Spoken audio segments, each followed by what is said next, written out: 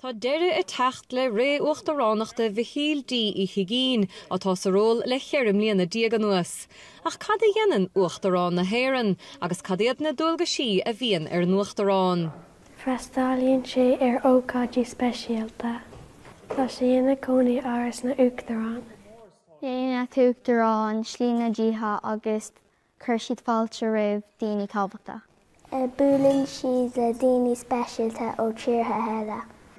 Tá an uachtarán na hÉireann an ceanra dina fórsaí cosanta. Síníonn siad déitine bhain uirthe an dálaid. Is ról 7 mbliana an ról uachtaránachta féidir síne a chur leis feadh téarma a bháin eile hÉireann mbliana déag go hiomlán. Tá táchtar le buinte leis an ról thar lear chomá. Tá ról táchtach ag an uachtarán go hÉireann Náisiúnta braham. In enóin nachfuil siad mar bháil don rialtas níl cóchtaíocha ach ag an céanna tá cóchta go labhairteach go hÉireann Náisiúnta cheiste na móra tá goileúin ar a bobbal cogaí hÉireann Náisiúnta an méid ha titimeach in Gaza mar hampla tá an tuachtarán an ann labhairteach son an phobal. Róisín chéalachair, Nuacht Cúla4.